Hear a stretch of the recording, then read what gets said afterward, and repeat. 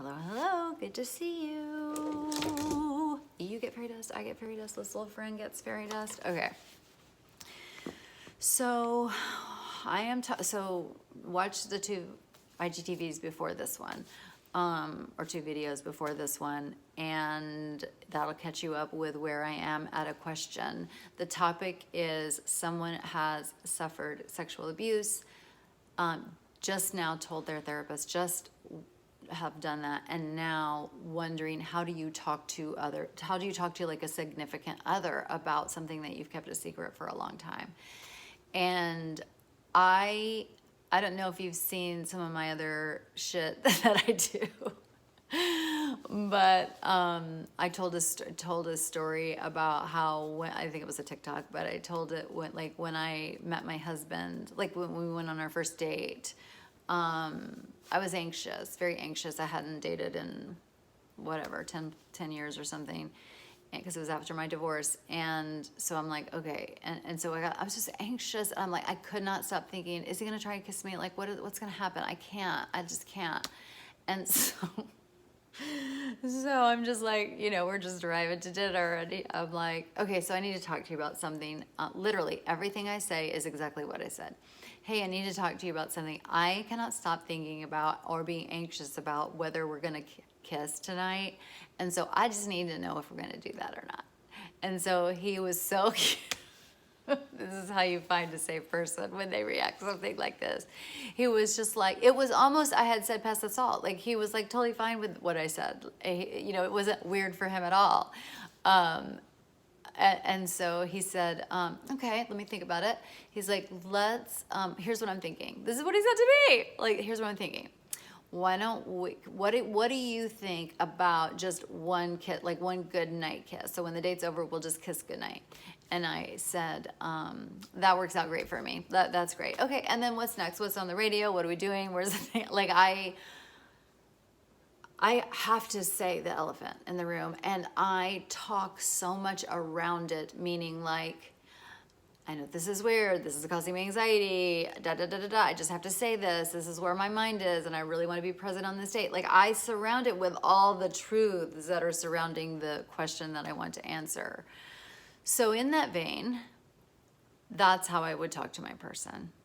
I would say, I got something really, really hard for me to tell you, and I don't know how to do it. So you're even just saying, I don't know how to do this.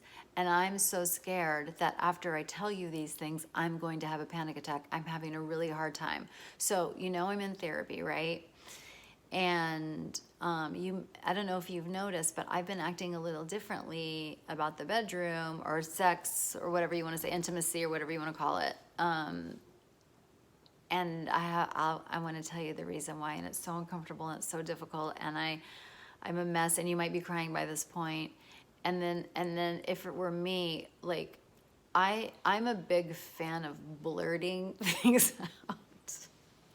I'm so stupid. Anyway, so whenever my kids call me and I hear a voice, or they're calling me at a weird time, I basically don't, because it makes me nervous.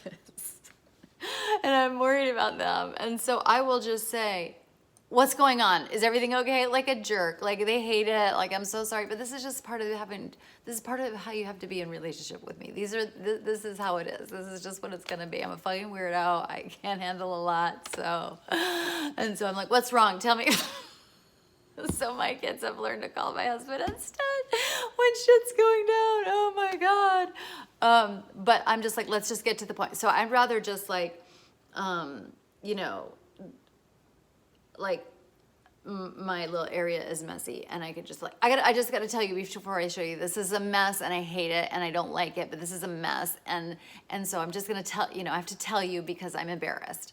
So that's what I do, because I fast forward to the elephant in the room, and then I deal with everything else, because I just got to get it out of me, because I'm not 100% sure if I did all the bells and whistles of how to make this comfortable for me, I don't know that I would get to the place where I would say it. And so,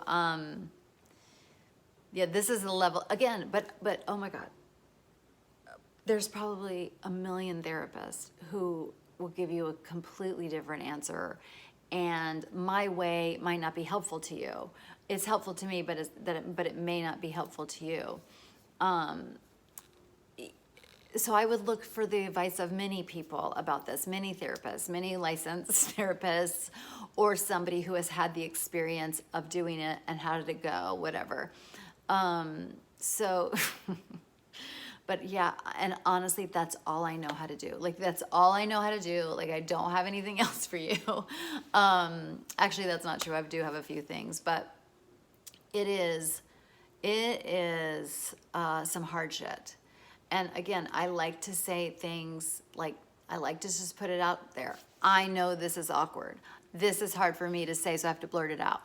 You know, I listen to an advanced bitch, and this is what that advanced bitch does, so I gotta do it too, and it's annoying and I hate it. Like, that's how I do it. Like, it's almost, sorry, I'm so embarrassed though. But it's almost like this meta, you know, it's like I'll give them the running dialogue of the meta experience that I'm having. Like, I'm really anxious. I'm really feel it fucking awkward. I feel like I can't talk. My throat is dry. Like, I feel like I can't do any of these things. And so that's how I do it. But I almost want to say, don't listen to me. Don't. It's just over the years, I have just figured out what works for me and what doesn't. And for me, this is what I have to do. But I'll tell you, I don't really have anything, because I'm in a 12-step program, and I've released a lot of shame by telling people all the bad shit that I did in my disease and my addiction. And so there wasn't a lot. But I do understand, if there is a secret under lock and key forever and forever, the way that I described it actually might not be efficacious for you. It might actually be the opposite.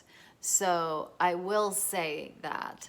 And so I do want, again, being really clear, this may work for me, but it doesn't mean that it'll work for you.